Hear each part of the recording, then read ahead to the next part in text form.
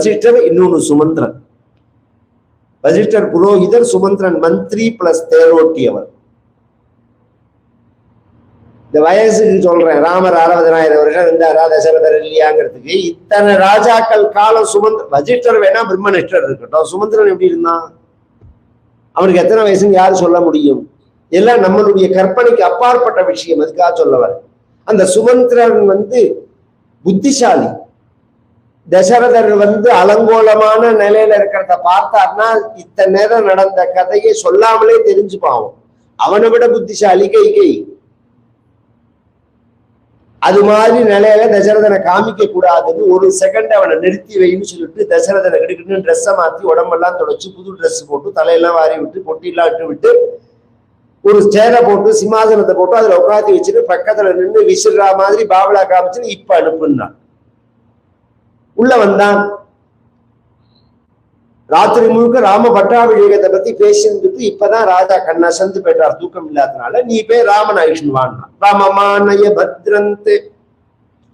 ராஜா ராணி 2 பேர் இருக்கிறதே ராஜா தான் உத்தரவு போடணும், ராணி சொல்லக்கூடாது. அதனால சுமந்திரன் ராஜாவை பார்க்கறான்.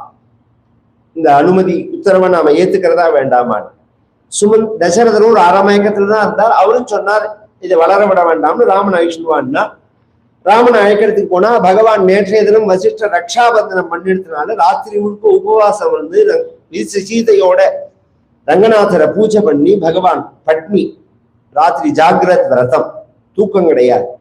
மறுநாள் காலத்தால எழுந்து பகவான் மங்கள ஸ்நானம் பண்ணி எண்ணெய் தேய்ச்சி குளிக்கிறது தான் மங்கள ஸ்நானம். எல்லாருமே அது மனசுல வாங்கிக்குவாங்க. கல்யாணம் கார்த்தி நல்ல காரியம்னா பிறந்த நாள்னா குழந்தைகளுக்கு எண்ணெய் தேய்க்கணும், அதுதான் சுத்தி. எண்ணெய் தேய்ச்சாதான் பூர்ண கங்கையில குளிக்கிறதுக்கு சமானம். அதனாலதான் தீபாவளி அன்னைக்கு எண்ணெய் தேய்ச்சிருந்த உடனே கங்கா ஸ்நானம் ஆச்சான்னு கேட்கிற மத்தியில நம்ம சாதாரணமா குளிக்கிறது. எண்ணெய் தேய்ச்சி குளிச்சா கங்கையில குளிச்சதுக்கு சமானம். நம்ம இத ஒரு பிளான் பண்ணி மாத்தி விட்டுட்டா. ஆங்கில மருத்துவங்கள்லாம் யுவாங் சுவான்னு ஒருத்தர் சைன யாத்ரீகர், உலகம் முழுக்க சுத்தினவர். பாரத தேசத்தை பத்தி பல விஷயங்கள் சொல்லும் போது சமமா எல்லா இடத்துலயும் நான் பார்த்தது 2 விஷயம்னார் அவர். ஒண்ணு என்னன்னா, காலத்தால 6 மணிக்குள்ள எல்லாரும் ஸ்நானம் பண்ணிடுறா, குஞ்சு குட்டிகள் உள்பட குளிச்சுட்டு வந்துடுறா. இது ஒரு அதிசயம் உலகத்துல நான் பார்த்தது. ஏன்னா அவ்வளவு நதிகள், அவ்வளவு தீர்த்தங்கள். 2வது விஷயம், வாரத்துக்கு 2 தடவை எண்ணெய் தேய்ச்சுக்கிறான்னு அதை குறிப்பிட்டு சொல்றாரு. அதனால அவ்வளவு ஆரோக்கியமா இருக்கா அப்படி. எண்ணெய் தேய்ச்சி பகவான் அப்படி ஊஞ்சல்ல உட்கார்ந்து இருக்கான். பகவானுக்கு பெரிய குடுமி, அந்த குடுமிய காய வச்சு சாம்பிராணி எல்லாம் போட்டு சீதை பக்கத்துல நிற்கிறார். சுமந்திரன் வந்தார்னு உடனே சீதை கொஞ்சம் உள்ள போலான்னா இருன்னு சொல்லி சுமந்திரனை வர சொல்லி சீதையோட பகவான் தரிசனம் கொடுக்கிறார் சுமந்திரனுக்கு. பார்த்தான் சுமந்திரன், என்ன பாக்கியம் இது. ஏன் அப்படின்னா, மகாலட்சுமியும் சுமந்திரனுக்கு தெரியும் பகவான்னு தெரியும். இந்த ராமாயணத்துல ராமர பகவான்னு தெரிஞ்சிருந்தவா சில பேர் தான். வசிஷ்டருக்கு தெரியும், சுமந்திரனுக்கு தெரியும், விஸ்வாமித்திரருக்கு தெரியும், வாலி மனைவி தாரைக்கு தெரியும், ஆஞ்சநேயருக்கு தெரியும், ராவணனோட மனைவி மந்தோதரிக்கு தெரியும். இதான் ஆச்சரியம். இவாளுக்கெல்லாம் இது பகவான் அப்படிங்கிறது தெரியும். சுமந்திரருக்கு அது தெரிஞ்சதுனால சுத்தி பிரதட்சிணம் பண்ணி நமஸ்காரம் பண்றார்.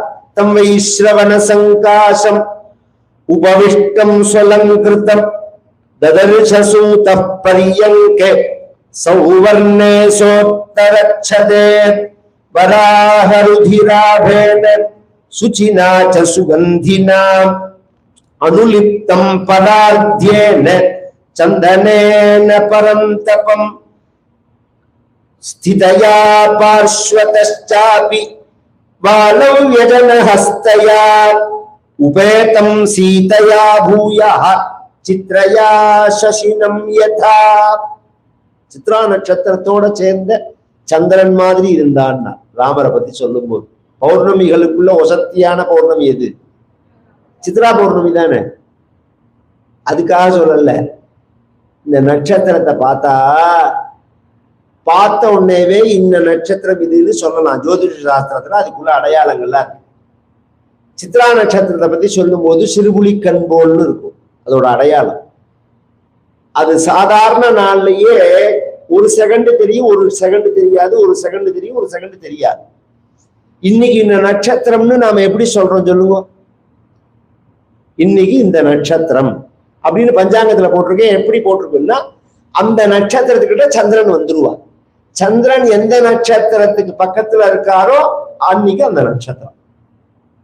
சாதாரண நாள்லயே கண்ணுக்கு தெரியாத சித்ரா நட்சத்திரம் பௌர்ணமி அன்னைக்கு சந்திரன் பக்கத்துல வந்தா அது எங்க இருக்குன்னே தெரியாது. அது மாதிரி சீதை எங்க இருக்குன்னே தெரியாத நிலையில இருக்கான்னா, இதெல்லாம் கதையில தான் கேட்கறான். சில அதுக்கு போனா மாமா எங்க இருக்காருன்னு தெரியற மாதிரி இருக்கும். அதையும் தாண்டி மாமாட்ட நம்ம பேசணும்னா அவர்கிட்ட என்ன பேச்சு, இங்க வாங்க எங்கிட்ட பேசுங்கோம்பா. அவரும் இதை விட ஆச்சரிய சரி சரின்னு சொல்லிட்டு அவர் வாசலுக்கு போயிடுவார். கண்ணியமா நடத்துறவா சில பேர் தான். அது என்ன ஒரு அசட்டு ஆத்துக்காரரா இருந்தாலும் கோபியமா நம்ம நான் எங்காத்து மாமாட்ட ஒண்ணு கேட்டா அவருக்கு என்ன கேட்கறோம்னே புரியாது. இந்த மாமி சொல்லுவா மாமாட்ட கேட்டுட்டு சொல்றேன் அப்படின்பா. நம்ம தாத்தா பாட்டிலாம் பார்த்துருந்தேன்லாம் தெரியும். நான் ஒரு வார்த்தை எங்க ஆத்து மாமாட்ட கேட்டுட்டு சொல்றேன். பொண்ணை பிறந்தாத்துக்கு வான்னு அப்பா கூப்பிட்டாருன்னு ஆத்துக்கார்ட்ட கேட்டுன்னு சொல்றேன்பா.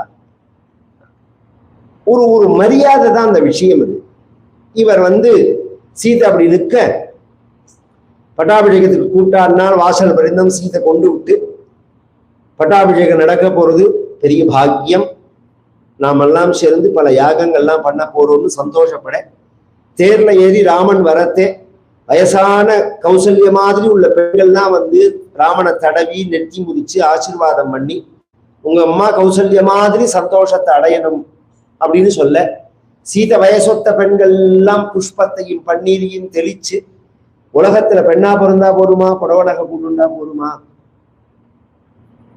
பெண்ணுக்கோ ஆணுக்கோ பெருமையே நல்ல கல்யாணம் அமையறதுதான்.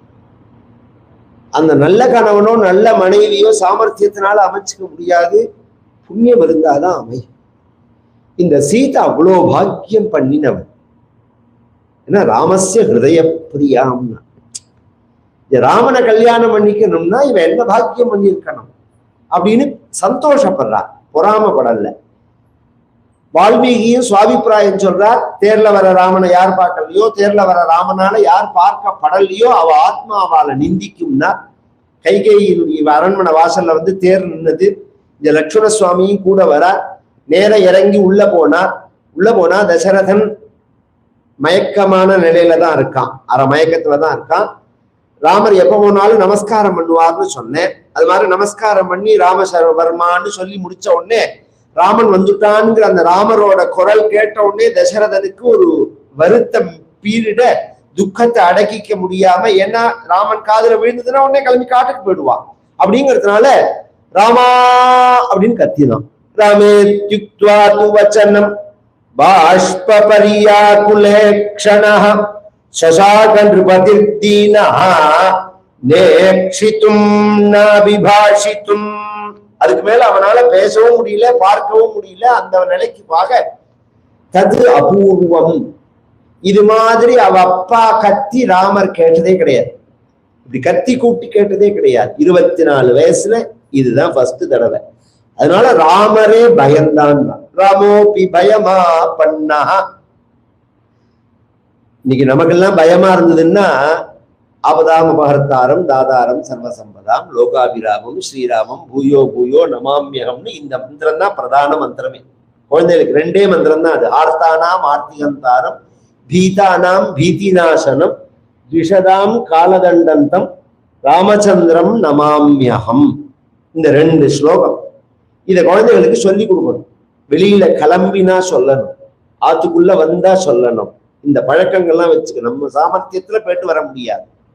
அக்ரத பிருஷ்டதஸ்சைவ பார்ஸ்வதஸ்ச மகாபலு ஆகர்ண பூர்ணதன்வானு ரக்ஷேதாம் ராமலக்ஷ்மணு சன்னத்த கவச்சி खड्गी சாபபான தரோயுவ கச்சன் மம அக்ரதோ நித்யம் ராமப்பாது சலக்ஷ்மணஹா. இதெல்லாம் சிஷ்டாச்சாரத்துல சொல்ற ஸ்லோகம். அப்படி பயத்தை போக்குற ஸ்லோகத்துக்கு மந்திரத்துக்கு தேவதையாக உடைய ராமனே பயந்தான். ஏம்மா அப்பா ஏன் இப்படி கத்துறார், இப்படி இது பண்றார் அப்படின்னு ஒண்ணு நான் ஏதாவது தப்பு பண்ணிட்டேனாக்கா சின்மயா நாபராத்தம் அஜ்ஞானாத்யேன பிதா குபிதஸ்தன்மமா சக்ஷ்வே த்வஞ்சைவைனம் பிரசாதயா. நான் ஏதாவது தப்பு பண்ணிட்டேனா, என் மேல ஏதாவது அப்பாவுக்கு கோபமா, ஏன் அப்பா அப்படி கத்தினார் அப்படின்னு உடனே இவ கரெக்டா காய நகர்த்துறா.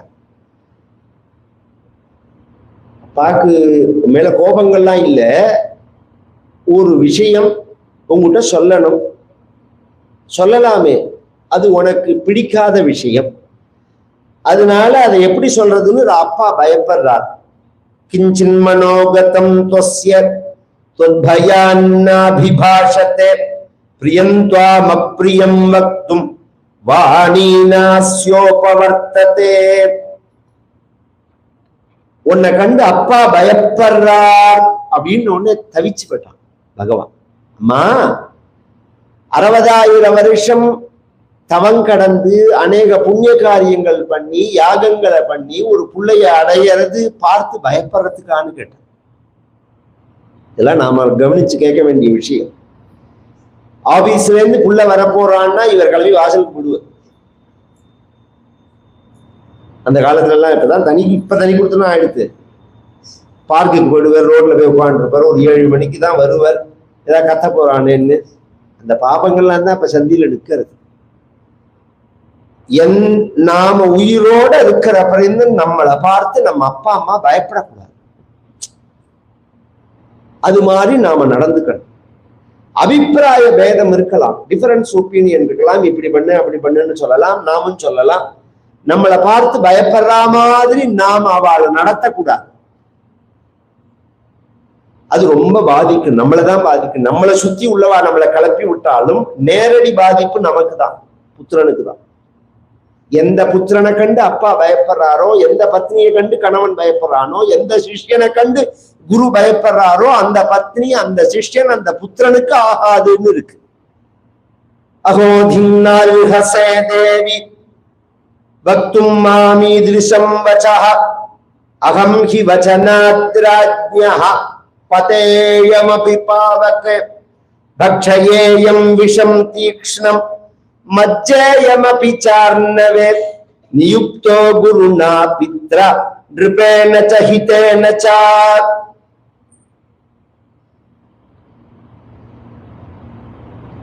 எங்க அப்பா சொன்னா நான் எதை கேட்க மாட்டேன்.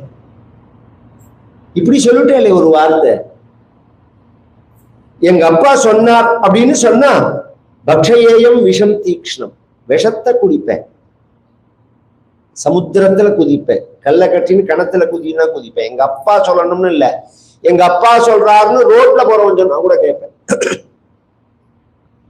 எங்க அப்பா சொன்னா அதை கேட்பேன். என்ன அந்த 3 பேர் சொன்னா சொன்னதை கேட்கணும். குருனா பித்ரா நிருபேனச்ச ஹிதேனச்ச, 4 பேர் சொன்னா கேட்கணும். அப்பா சொன்னா கேட்கணும், குரு சொன்னா கேட்கணும், ராஜா சொன்னா கேட்கணும், நமக்கு வெல்பிஷர்னு சொல்லுவாளே நல்லதை நினைக்கிறவா சொன்னா கேட்கணும். இந்த 4ஆவும் எங்க அப்பா இருக்கிறத அவர் சொல்றத நான் கேட்காம இருப்பேன்னா நீங்க சொல்லுங்கம்மா. தாயன நினைவான் முன்னே கூற்றன தமியல் வந்தாருங்கிறார் கம்பர். இந்த இடத்துல இவன் அம்மான்னு நினைச்சுன்னு இவன் பேசுறான். அவ எப்படி நிக்கிறான்னா கூற்றுன்னா முத்யு, யமனா நின்று பேசுறான். என்ன விஷயம்னா, ஒரு 2 வரன் தேவாசுர யுத்தத்துல உள்ளது, எனக்கும் உங்க அப்பாவுக்கும் உள்ளது. அந்த வரனை பத்தி பேச்சு வரத்து, ஒரு வரன்னால பரதனுக்கு பட்டாபிஷேகம்னும், இன்னொரு வரன்னால 14 வருஷம் நீ காட்டுல வசிக்கணும் அப்படிங்கிறத இதை எப்படி உங்ககிட்ட சொல்றதுன்னு உங்க அப்பா தயங்குறார் அப்படின்னா சகஜமா சொல்லிட்டா. இப்ப 2 விஷயம் இருக்குங்க. ஒன்னும் ஏற்பாடு பண்ண பட்டாபிஷேகம் ஸ்டாப் ஆயிடும், 2வது இவர் காட்டுக்கு போகணும். இது மாதிரி ஒரு சூழ்நிலை வந்தா ஒரு லாபம் நமக்கு வரப்போறதுன்னு, லாபம் வரல, லாபம் வரப்போறதுன்னு நம்ம ஆசைப்பட்டு கன்ஃபார்ம் ஆயிடுதுன்னு நினைச்சுட்டு இருக்கிற சமயத்துல அந்த லாபம் வரலைன்னா அவன் மூஞ்சியை பார்த்தாதான் நான் சொல்றது தெரியும். அவன் மூஞ்சியை பார்த்தாதான் ரொம்ப வேண்டாம். திடீர்னு ஒரு நாள் காலத்தால ஷேர் மார்க்கெட் இறங்கி போயிடுதுன்னா அப்படியே சாப்பிடாம உட்காந்துருப்பான்.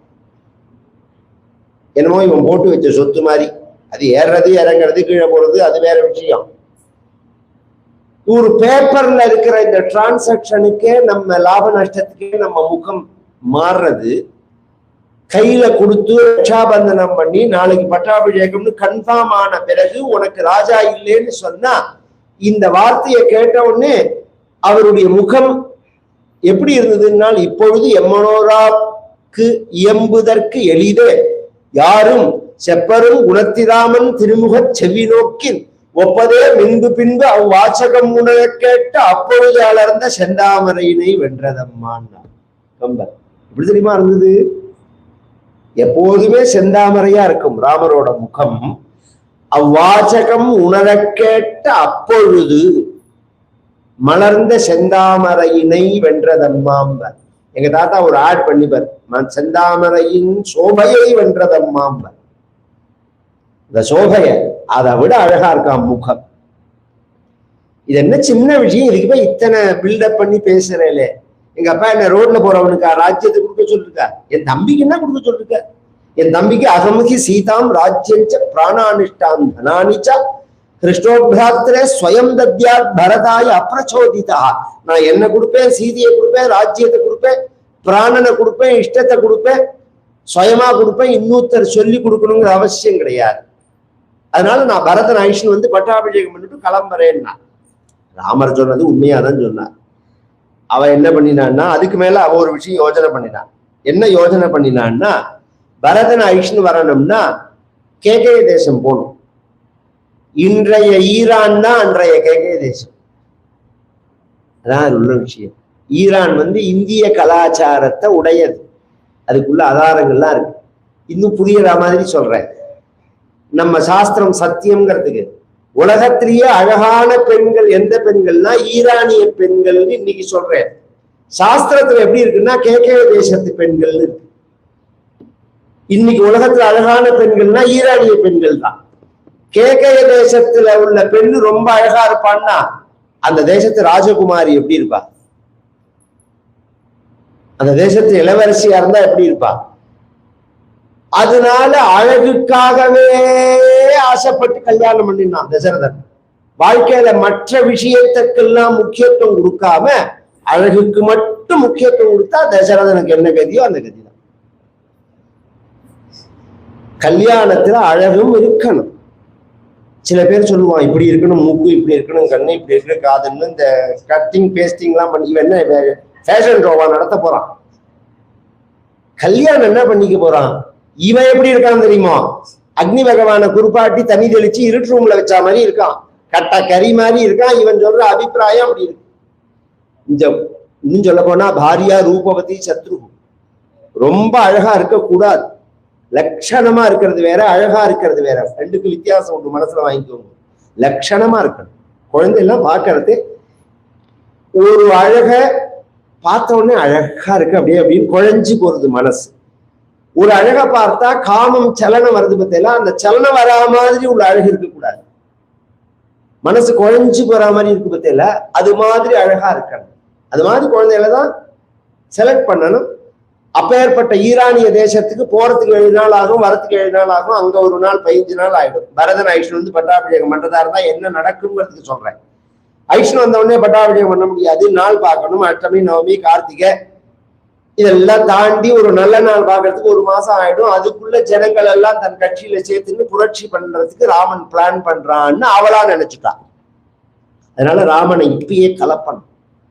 அதுக்காக ஒரு வார்த்தை சொல்றா, நீ உங்க அப்பாவை உங்க பரதன் ஐஷ்ணு வந்து பட்டாபிஷேகம் பண்ணி வச்சுட்டு நீ கிளம்பி போறதுல எனக்கு ஒண்ணும் இஷ்டம் இல்ல, எனக்கு ஒண்ணும் வருத்தம் இல்லை. ஆனா அதுல உனக்கு அப்பிரியமான ஒரு விஷயம் இருக்கு. என்ன?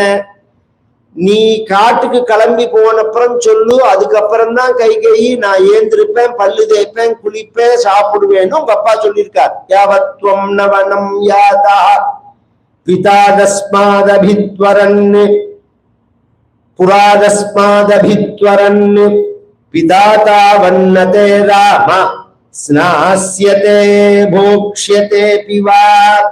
இப்படி சொன்ன உடனே இது பரியந்தம் இந்த இவாளுக்குள்ள பேச்சு நடக்கிறதே பேசாம இருந்த தசரதன் இது மாதிரி இவை சொல்லாததை சொன்னாலும் சி அப்படின்னா திக்க இப்படி சி அப்படின்னு கைகேயை சொன்னத ராமர் கவனிச்சா புரிஞ்சுபடுத்த எல்லாம். இதெல்லாம் அப்பாவோட எண்ணங்கள் கிடையாது, இவ பண்ணின விவகாரங்கள்னு தெரிஞ்சுது. அம்மானு கூப்பிட்டார். என்னோட உங்களுக்கு எத்தனை வருஷமா பழக்கம்னு கேட்டார். 24 வருஷம் நான் பிறந்தாரு.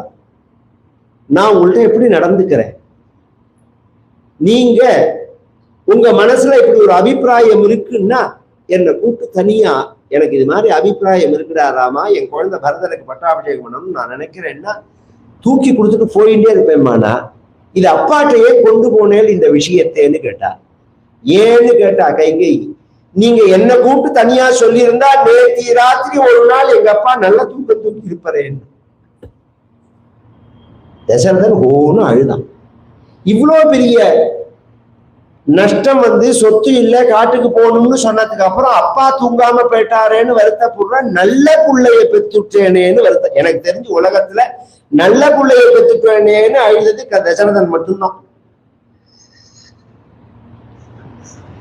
எல்லாரும் நல்ல பிள்ளைய பெக்கல்லையேன்னு அழுவா, அவன் நல்ல பிள்ளைய பெற்றுட்டேனேன்னு அழுதான்.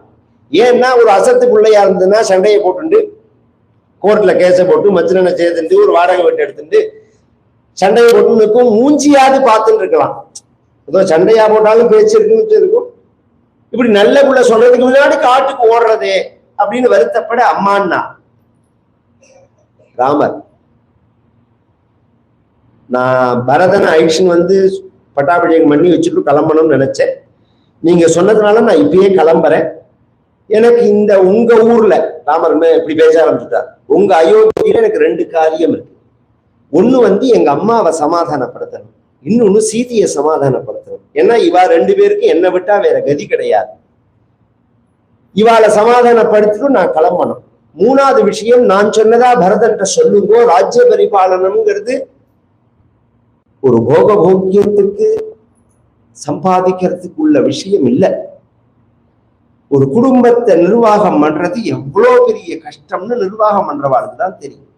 அது மாதிரி ஒரு ராஜ்யத்தை நிர்வாகம் பண்ணக்கூடிய ஒரு வாய்ப்பு வந்ததுன்னா அது ஒரு பெரிய பாக்கியமா நினைக்கணும். இத்தனை மக்கள் நம்மளை நம்பியிருக்கா அப்படிங்கிறதே அவளுக்கு இன்னைக்கு மட்டும் இல்ல, நாம இருக்கிற காலத்துக்குள்ள எவ்வளவு நன்மைகளை பண்ணிட்டு போலாமோ அவ்வளவு நன்மைகளை பண்ணணும்னு நினைக்கிறவன் தான் உண்மையான ராஜா. பரத பாலயேத்ராஜ்யம். அதனால அந்த ராஜ்ய பரிபாலனத்தை அப்படிதானே ராஜராஜ சோழன் ராஜேந்திர சோழன் ஆண்ட காலம் 10 வருஷம் 12 வருஷம் 13 வருஷம் தான் மேக்சிமம். ராஜராஜ சோழனோட காலம் 13 வருஷம் தான் அவன் ராஜாவா இருந்தது. அந்த 13 வருஷத்துக்குள்ள ஆசேக்கு ஹிமாச்சலம் அப்படி ஒரு இன்ஃப்ராஸ்ட்ரக்சர் பண்ணிட்டு போயிட்டான். எத்தனை கோவில்கள், எத்தனை குளங்கள், எத்தனை பாதைகள், எத்தனை மக்களுக்கு நன்மைகள். அந்த எண்ணம் இருக்கணும் ராஜாவா வரவனுக்கு. நாம் எவ்வளவு நல்ல நன்மைகளை இந்த மக்களுக்கு பண்ணலாம் அப்படிங்கிற எண்ணத்துல வரணுமே தவிர, நாம பதவியில இருக்கிற காலத்துல நம்மால இந்த மக்களுக்கும் நாட்டுக்கும் எவ்வளவு நல்லது பண்ண முடியுமோ அவ்வளவு நல்லது பண்ணணுங்கிற எண்ணத்துலதான் வரணும். இன்னைக்கு எப்படி இருக்குன்னா, நாம பதவியில இருக்கிறது காலத்துக்குள்ள இந்த மக்களாலையும் நாட்டாலையும் நமக்கு எவ்வளவு நன்மையை பண்ணிக்க முடியுமோ அவ்வளவு பண்ணிக்கலாம் அப்படின்னு இருந்தா அந்த தேசம் எப்படி உருப்பிடும்?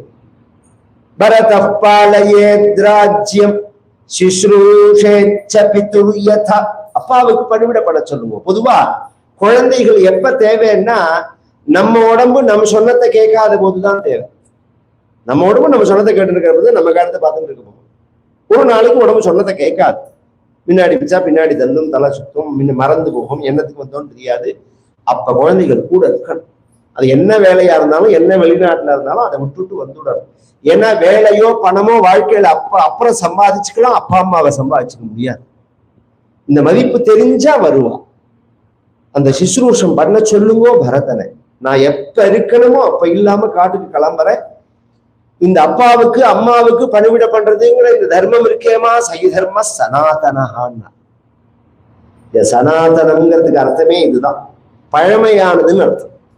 மனித குலத்துக்கு எது பழமையான தர்மமோ அதுக்குதான் சனாதன தர்மம்னு பேரு. அப்பாட்ட பக்தியா இருக்கணும், அம்மாட்ட பக்தியா இருக்கணும், நேர்மையா இருக்கணும், சத்தியம் பேசணும், ஒழுக்கத்தோட இருக்கணும், கருணையோட இருக்கணும். இதெல்லாம் சனாதன தர்மம். இதெல்லாம் வேண்டாமா என்ன நமக்கு? மக்களுக்கு வேண்டாமா என்ன? இதெல்லாம் இல்லைன்னா நிம்மதியா இருந்துட முடியுமா? நாம அங்கங்க ஒன்னொன்னு இருக்கிறதுனாலதான் நாம நிம்மதியா இருக்கோம். பகவான் இப்படி சொல்லிட்டு கிளம்ப நேர வாசலுக்கு வந்து இந்த பகவானுடைய முகத்தை ஒரு போட்டோ எடுக்கிறார் வால்மீகி. நச்சாஸ்ய மஹதீம் லக்ஷ்மி ராஜ்யநாசோபகர்ஷதி லோககாந்தஸ்ய காந்தத்வாதி சீதரஸ்மேரிவக்ஷபா. அந்த முகம் எப்படி இருக்குன்னா, இந்த ராஜ்ய நஷ்டம் இருக்கே ராமர் முகத்துல உள்ள கலைய போக்கல்லேன்னு. அது எது போல என்னால் இருட்டால எப்படி சந்திரனோட ஒளிய மங்க பண்ண முடியாதோ அது போல என்ன, இருட்டால சந்திரனோட ஒளிய மங்க பண்ண முடியாதது மாதிரிங்கிறதுல ஒரு விசேஷம் இருக்கு. என்னன்னா, இருட்டால சந்திரனோட ஒளிய மங்க பண்ண முடியாதுங்கிறது மட்டும் விஷயம் இல்ல, சந்திரனுக்கு பெருமையோ இருட்டுனாலதான். பகல்ல இருந்தா சந்திரனை யாராவது திரும்பி பார்க்குமா? அது மாதிரி ராமனுக்கு பெருமையே இந்த சொத்தை வேண்டாம்னு விட்டுட்டு கிளம்பினாலதான். நீங்களும் நானும் உட்கார்ந்து கதை கேட்கிறோம். இந்த சொத்துல எனக்கு பங்கு உண்டு, நீ கொடுத்தாதான் நான் உன்னை விடுவேன் அப்படின்னு ராமர் சண்டை போட்டு இருந்தா அந்த ராமாயணம் நம்மாத்திலேயே தான் இருக்கு. இதுக்கு இங்க இருந்து உட்கார்ந்து கதை கேட்கணும் நாம. அது எல்லா ராத்திரியும் தான் அந்த ராமாயணம் இருக்கு. அந்த சொத்தை வேண்டாம்னு ராமர் தூக்கி போட்டுட்டு கிளம்பினதுதான். நேர தன்னுடைய அம்மாவை தாரயன் மனசா துக்கம் இந்திரியாணி நிகிருஹ்யச்ச பிரவிவேஷாத்மவான் வேஷ்ம மாதுஹு அப்ரிய சம்சிவானி. இப்படி கம்பீரமா தூக்கி போட்டாலும் அம்மாட்ட போறதே ஒரு வருத்தம் வந்தது. என்ன வருத்தம்னா, அம்மாவுக்கு பிடிக்காத துக்கத்தை சொல்லணுமேங்கிற வருத்தம் வந்தது.